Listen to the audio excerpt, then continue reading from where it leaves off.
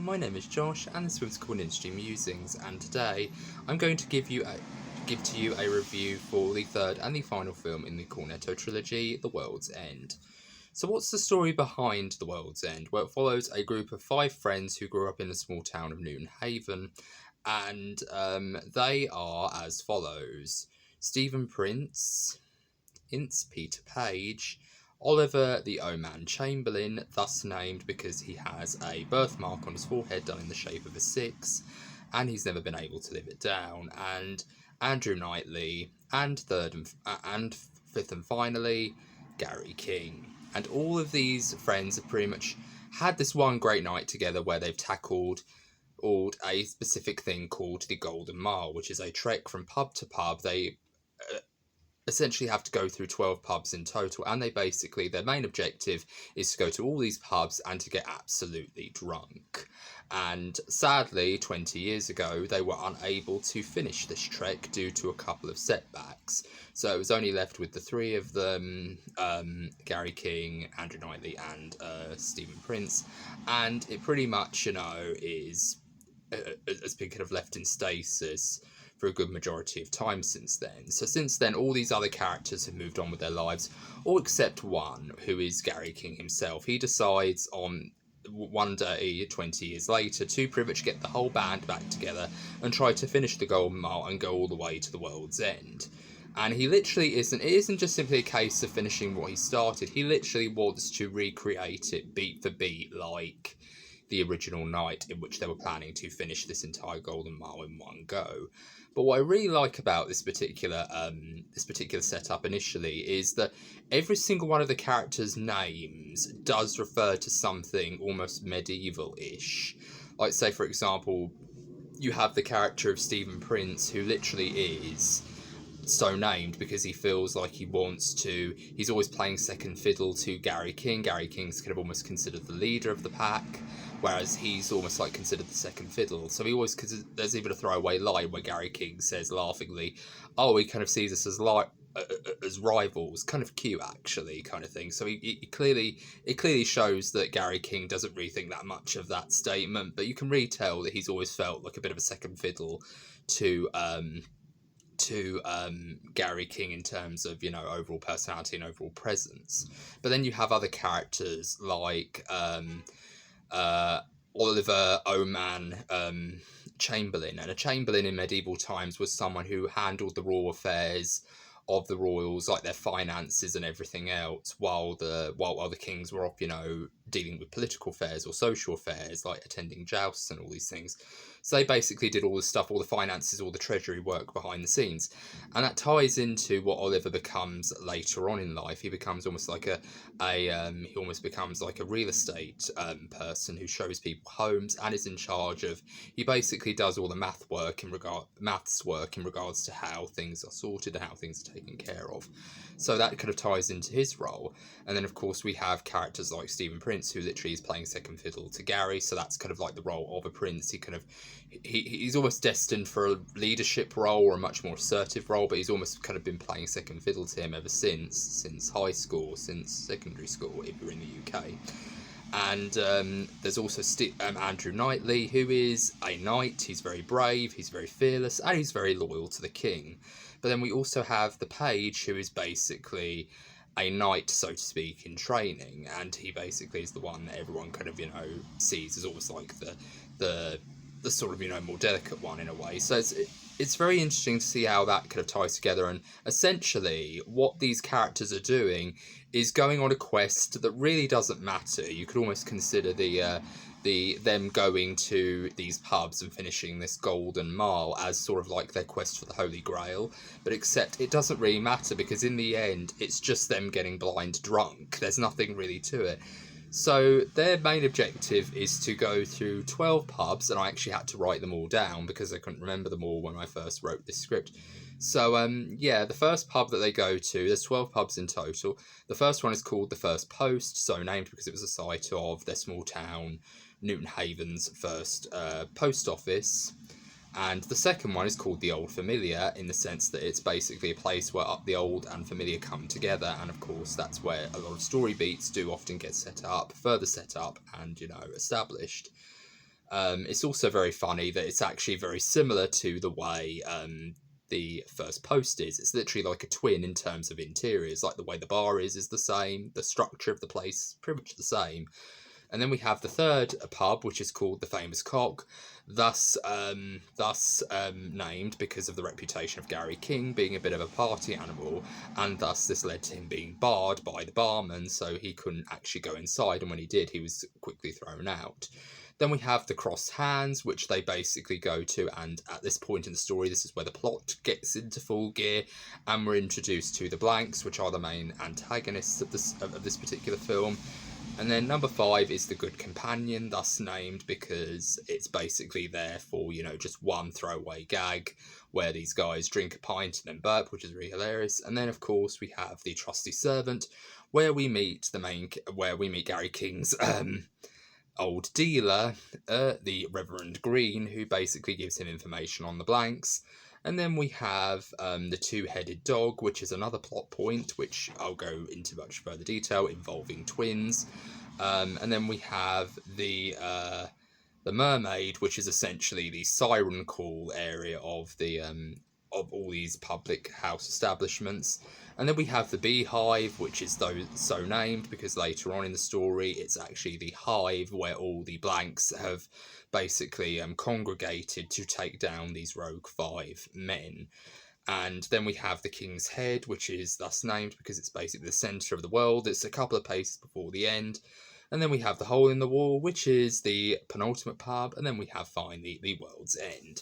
And all of these pubs do have something to offer in terms of structure. Like I said, when we get to the Crossed Hands, that's where the Blanks are introduced.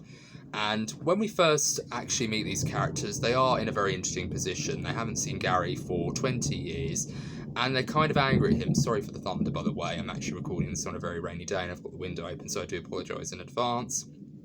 But yes, the Crossed Hands is where things really do get real. In the words of Nicholas Angel, shit just got real when we get to this scene, because there's actually a lot of crossing of hands during the first combat scene, so that's how all these scenes sort of come together. But what I really like about this film is it is funny, but what I really love about this film, and what I love about the entire Cornetto trilogy as a whole, is it talks about something that I think a lot of films don't often talk about, which is the dangers of complacency, and the idea of basically the whole entire point of complacency is that you're so comfortable that you don't even have any fight in you when it comes to something threatening you or something coming your way that could be potentially dangerous. You're just kind of stuck in this very kind of emotionless void where you're just very overly satisfied with things. You don't really have any emotion, you don't really have any drive to do anything. You're just completely actually overly comfortable, or as Pink Floyd would call it, comfortably numb, to the point where you have no reaction to it. And that's basically what this film is an exploration of. It's the idea of you're so comfortable in your life that you're unable to move forward. And that's what is happening to Gary King in this story. He essentially is someone who's so stuck in the past that he cannot move. He literally is at this point where he wants this golden mile to work. He literally says at the very end of the film, this is all I've got. This is all I have. Like, I have no one else. I have nothing else. And it's really sad because this actually leads him to become so depressed that he attempts suicide. Also, by the way, spoiler alert for the good majority of this film, because I will be going into spoilers for this particular film. So if you haven't seen The World's End, please go and watch it. If you have Sky Cinema, it's on there. All 3 films in the Cornetto trilogy are there. But if you haven't seen it, please go and watch it and then come back and watch this video, because I will be going into spoilers, obviously. But this film really does a very good job of exploring complacency, and that's something that I think the Cornetto trilogy really does well as a whole. Let's say, for example, in the first film, Shaun of the Dead, we are literally in a point where Shaun literally sees life as a bit of a yawn. He has a good relationship. He has a good relationship with Liz, but then he also has, he has a job that he doesn't like. He's living with two other roommates, one of whom he loves. He's known since primary school, and one of whom he's just kind of, tolerating as he's kind of, going through life. But in many ways, he is very complacent. He is very much, comfortable in his life. He's comfortable with going there, to his job, to his flat, to, the Winchester every night for 7 days a week, 24 hours a day. He's quite happy to do that, though. He's quite happy to have that same old routine and not move out of it. It only takes zombie apocalypse for him to really take action. And that kind of almost, comes together with the symbol of the word red. Like when you hear the words "you've got red on you," it's basically a symbol of, oh, you're not taking care of yourself, your shirt's a mess, your uniform's a mess, there's red ink coming out of you, hence the term "you've got red on you." But then as it goes deeper and deeper, it becomes more a symbol of him actually establishing a bit of get up and go, which I really like. And then, of course, with Hot Fuzz, Nicolas Cage is almost complacent in his own way, because he's so overly professional that he literally doesn't know anything else, and he literally has kind of almost cut himself off from any social interactions. I mean, the whole entire point of his storyline in that film is that he can't switch off, which Danny Walker is able to encourage him to do as the film goes on. But then the complacency comes within the police force in Sanford, that they're so comfortable with this very idyllic and almost perfect life in Sanford that they're forgetting to ask the question, why is there so many accidents? Why is there no crimes? And Nicolas Cage kind of brings that out of them, brings out that inquisitive nature and says, have you ever asked yourself that question, why, the crime rate is so low? Oh, yet the accident rate is so high. Like, that's such a great way of tying that theme together. And of course, The World's End basically should have just the title Complacency, the movie, because that's essentially what it is. You're following Gary King's arc, and he literally is so comfortable in his position that he literally can't move anywhere else. He literally only has this crawl to deal with, and then that's it. He will basically go off and die, or will go off and do its own thing afterwards. And how can I describe Gary King in a few certain select words? Well, he effectively is Doctor Who, or he's effectively Lister from Red Dwarf if he was a Time Lord. That's literally who Gary King is. He is Lister from Red Dwarf if he was a Time Lord. He loves his, junk food. He loves his pints. He's very sloppy. He wears the same black cloak everywhere he goes. And he has a very quirky personality, but he's also very vulgar. He's the sort of person that if you were friends with him, you wouldn't want to introduce him to your parents just in case he says something not very politically correct. But he's a great character. And of course, Simon Pegg playing this very kind of almost playing this very kind of rude, very kind of almost, self-centered and selfish person is a very interesting change of pace in comparison to the likes of Sean and Nicholas Angel, who are basically the straight men of the entire group. And it's very interesting to see Nick Frost play the straight man in this version. He's basically playing Nicholas Angel in this particular instance as well, where he basically is a very successful businessman, but his issue is he can't switch off either. He can't, switch off from his professional duties. He's very much what a lot of people would call a workaholic, where he's so wrapped up in his professional life that he doesn't have any time for his family. So his life is ruined the minute his wife decides to divorce him and take the children with her. So he's miserable, he's on his own, he only has his job, and that's all there is. But let's get down to the brass tacks of this particular story. So what basically is the big conflict of this film? Well, as the pub crawl goes on, the group actually discover in the fourth pub that the entirety of Newton Haven has been overtaken by these artificial robotic humans with blue blood in them, that they refer to simply as blanks, but they are basically a hive collective who work for a much more higher and supreme being known simply as the Network. And this artificial being basically serves as a very dangerous being who quite simply is a horrific idea of complacency, the idea of, essentially, if you're stuck, we'll give you a better option, we'll give you a better life, you just have to give yourself over to us completely and fully.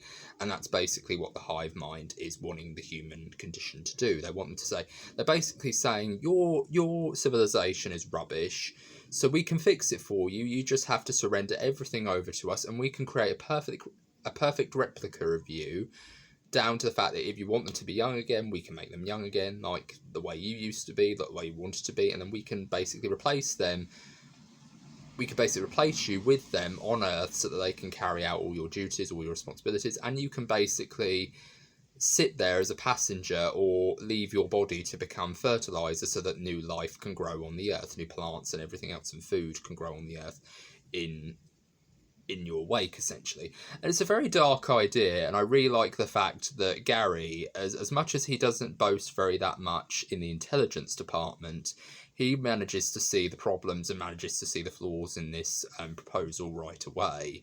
And he even says one of my favourite lines where he just shouts at the network and goes, "Fuck off, you great big lamp." That was the moment that actually got the biggest chuckle out of me when I first heard it. Like, I just love the fact that he's just so done with this network after he gives his grand monologue about society and humanity as a whole. And I just loved it very much, and I thought it was very funny. But I really love how it basically is a story of redemption, and it really is basically a story of redemption for Gary, because it's basically him going, he has a drinking problem, almost to the point where he has attempted suicide and he's been kept in an institution for 8 months. So he's pretty much in a very bad place, and this golden mile is essentially his redemption, his coming back, his fulfilling something that he never got to finish 20 years ago. But it's when he actually goes on this trek and he has the encounter with the network, he realises that essentially he could become better. So he decides to sober up. So when the world ends, spoiler alert, he actually does become the person that he knew he could be. He becomes a bit of an outlaw. He becomes a bit of a lone wolf, attaching himself to the past. But this time, instead of drinking pints, instead of drinking beer and wine, he drinks water. And I really like the fact that that was foreshadowed when Andrew asks in the second pub, "Can I have water, please?" And he just goes, "What?" And he goes, "I can't believe it. We're all drinking beers and we're all very grand and we're all very laid back, but you're just drinking fucking rain."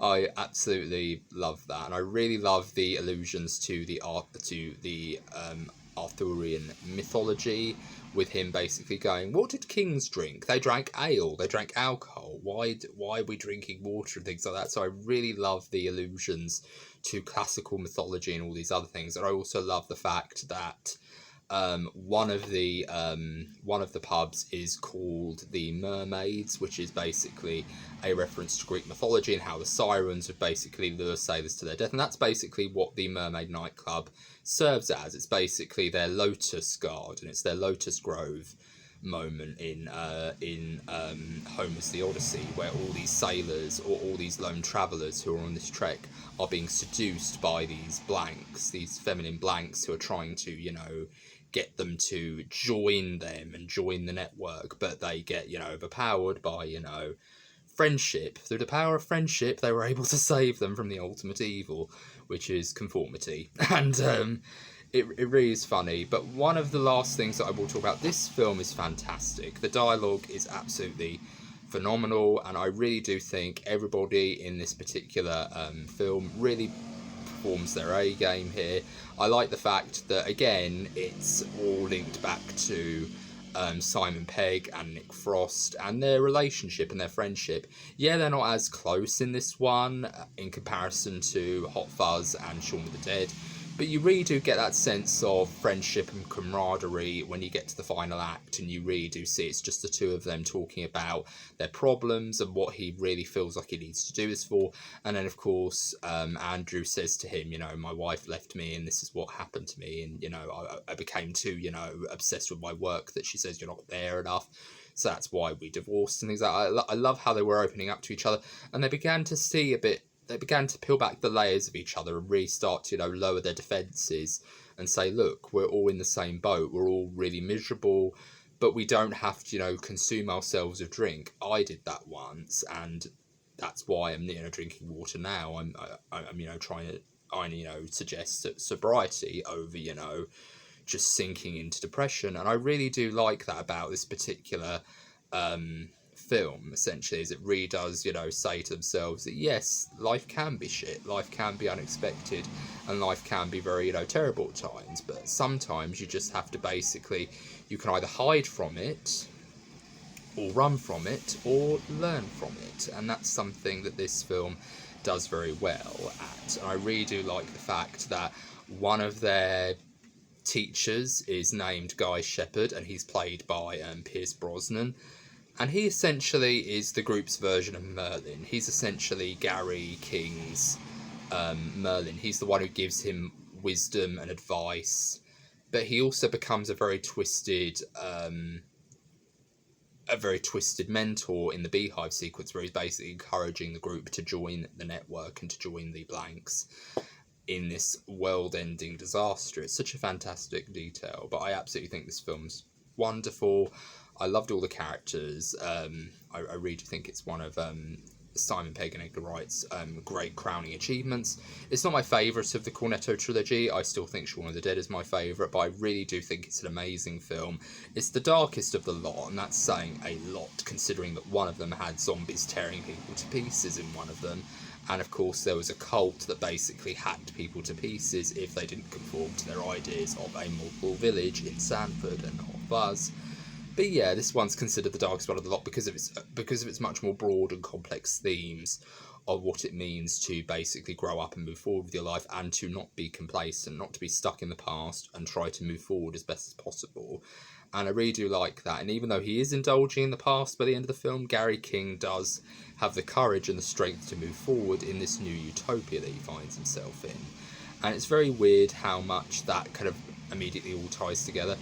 But I also want to add one last thing before I sign off, because we're already 21 minutes into the video. But I also want to add another little detail. Where the film is set in, where Newton Haven sort of serves as its real-life geographical location, that town is very familiar to me because I've visited it quite a lot in the last few months. It's actually the place where my mother and father now live. So I actually was really happy to see that, oh, this is Letchworth Garden City. That's, I can see the car park, like where the Mermaid nightclub is. It's actually down where the car park is, which is where my dad and my mum usually park up if we're going out to the shops or if we're going out to do some shopping or spend some time with the family. I like little details like that, and of course there's a little area where they run, where it's basically like a garden, but it's almost like a rectangle almost in the way it's structured in terms of shape, and there's little bits of vegetation and gardening there. And I actually really do like little details like that, where there's a lot of those elements in there. And it really is nice just to see. I know a lot of people probably have had this in various sort of certain films that they've seen, especially when it comes to films in the UK or anywhere else in the world. I love seeing films where you actually do see a location that you yourself are very familiar with, and I really do like that certain detail that you can actually see certain things in there. But I just really enjoyed this film. It was very funny, it had great characters, and I just really, really, really loved it, and I really do think it's a great film. It's just not my favourite. So yeah, this has been my review for The World's End. Let me know what you thought of this film in the comments, and if you like this video, please be sure to give it a thumbs up. And that's all for today. I've been Josh with Whimsical and Interesting Musings. I hope you're having a very good day. Take care, bye-bye for now.